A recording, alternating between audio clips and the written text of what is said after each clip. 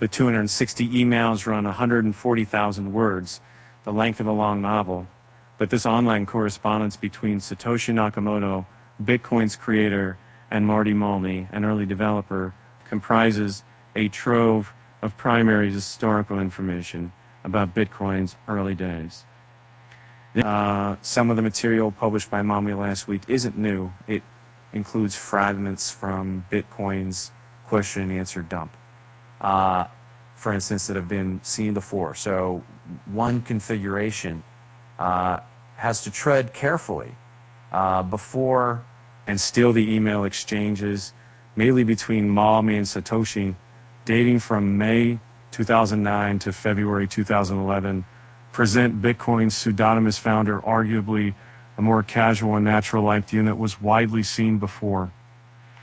He's by turns prescient and naive, anticipating even back in 2009 that Bitcoin might eventually face some ecological or environmental problems because of its energy-intensive proof-of-work validation mechanism, for instance. Ironic if we end up having to choose between economic liberty and conservation, he says. And yet he doesn't seem to grasp Bitcoin's scaling challenges. In a May 3rd, 2009 email he writes, "No one." Why is the correspondence appear just now? Malmi did not feel comfortable sharing private correspondence earlier, as he explained in the GitHub posting, but he decided to do so because of an important trial in the UK in 2024 where I was a witness, referring to the group of cryptocurrency exchanges and developers that brought suit against Craig the Reich, himself claimed to be Satoshi Nakamoto. Last week, Crypto Moon canvassed knowledgeable industry sources for reactions to this electronic mail bonanza and what, if anything, it adds to our understanding of Bitcoin's history and its elusive big founder. Jeremy Clark, co-author with Arvind Narayanan in an often cited 2017 paper on Bitcoin's precursors, was asked if he found anything surprising in the email horde. Recent murder by smart contract. Ari Jewels publishes Crypto Thriller. The tone was much more conversational and informal than Satoshi's postings on the mailing list. A historic document. Clark told Crypto Moon, though cautioning that the published emails are also interspersed with quotes from earlier emails that were made public before. So some quotes are new, and some are not, which can be confusing. For instance, in email 3, Satoshi refers to the elliptic curve digital signature algorithm, which is a cryptographically secure digital signature scheme. But ECDSA can encrypt messages like RSA. It can only be used to verify signatures. This is not new, noted Clark, who nonetheless commented. And Clark added, "I say this with the greatest respect to the person who wrote one of the most highly cited cryptography papers of all time." And now an associate professor, Canada's Concordia University, Clark, was struck by Satoshi's language, which isn't always woke. And at one point, Bitcoin's creator says, "I know this sounds really, really responsible." That didn't age well, Clark said.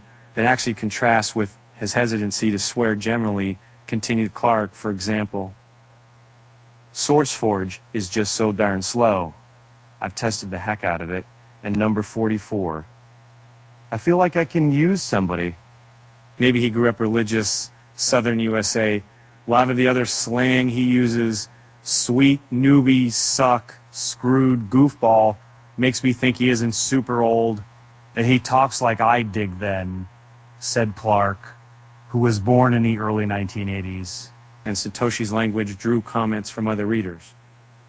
In email number 117, Satoshi uses the term disco web 1990s. From this, it can be concluded that he was an active user of the internet in the 1990s. Jan Lansky, who heads the Department of Computer Science and Mathematics at Prague's University of Finance and Administration, told Crypto Moon. In email number 118, Satoshi uses the keyword loop in the source code. This keyword is used very rarely in programming languages, Lansky continued. Indeed, Lansky did a search and found that It was used in the fourth programming language, which was also a stack-based model-like Bitcoin scripting language. So perhaps Satoshi worked in the telecom industry. Maybe Satoshi's regular work didn't even involve programming. It's good to be coding again, Satoshi proclaims on October 16th, 2009. And Clark said, maybe I'm reading too much into this.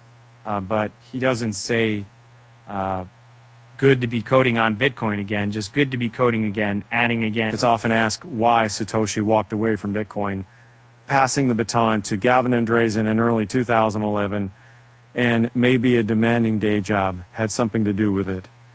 If so, this makes for a less dramatic story than some other speculation, such as the United States Central Intelligence Agency targeting Bitcoin's inventor. I've also been busy with other things for the last month and a half, says Satoshi on May 16th, 2010, an email number 192. I just now downloaded by email since the beginning of April. I'm not going to be much help right now either. Pretty busy with work and need a break from it after 18 months. But while this is in, and according to Clark, this is the best picture of why Satoshi left the scene. It had nothing to do with the CIA or other sinister happenings. He just burned out. As Bitcoin became more popular, Clark further theorized, every break you take results in the stack of things to go through, which makes you more likely to put it off. Eventually, Satoshi just gave up and ghosted the project. And when Satoshi decides to withdraw from day-to-day Bitcoin-related activities, Malmi plays a role in finding his replacement. Should we make a recruitment thread on the forum? He asked Satoshi on December 3rd, 2010. Email number 240. And Satoshi answers the same day. It should be Gavin Andresen. I trust him. He's responsible, professional, and technically much more Linux capable than me. 3 days later, Malmi responds, okay, I'll ask him. His Martian Vance Steenbergen appears in email number 3 asking about Bitcoin's new payment system. Is this akin to David Chaum's anonymous digital money? And Satoshi labors to explain the differences between his invention and Chaum's DigiCash, adding, did Satoshi have a point? Did he foresee how decentralized currency would prevail over all the centralized money experiments? Chaum's centralized approach suffers from a single point of failure. Its center, Steenbergen, senior agile and lean management trainer, coach, and product owner at Aardrock in the Netherlands, told Cryptomo. So Satoshi has a point there. What I do not like about Bitcoin is that over the years you have witnessed its enormous energy hunger to mine the coins. Also, I despise its concentration of wealth. The world needs a distributed, safe, secure, open, and cheap system that favors all, not just a few. Lansky added, at that time, there were many centralized systems of electronic money, which failed one by one precisely because of the failure of the central authority. Satoshi also had historical knowledge of state financial systems, which on average fail after decades. And the matter of Bitcoin's potential energy profligation is also addressed in the emails, though in 2009, Bitcoin mining's electrical usage was minuscule. Today, by comparison, Bitcoin's annualized power consumption is comparable to that of Ukraine, and its carbon footprint is roughly equivalent to that of Romania, according to Digiconomist.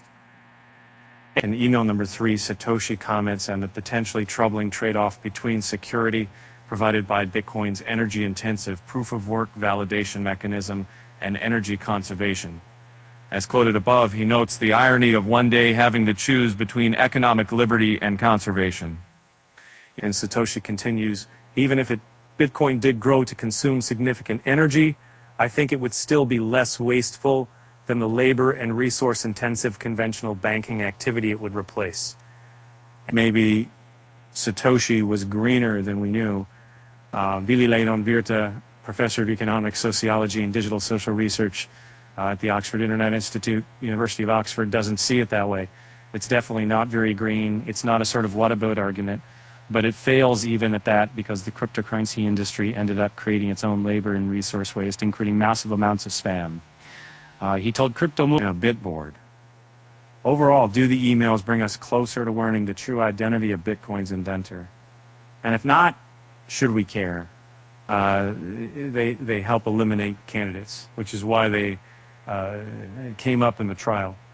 Clark told Crypto Moon, there are some maybe small clues, but my view is that there are not enough public facts known about Satoshi to identify him based on what we know. He's definitely not very Japanese. Lead Inverta told Crypto Moon, but that we knew already. Resent what the Bitcoin halving means for BTC mining centralization. And we may never know Satoshi's identity. And maybe it doesn't matter. It's the system that's important and that transcends any individual, company, or government. Or as cryptographer Michael Clear told the New Yorker back in 2011, anybody can review the code, and the network isn't controlled by any one entity. That's what inspires confidence in the system. And maybe that's why Satoshi could just walk away.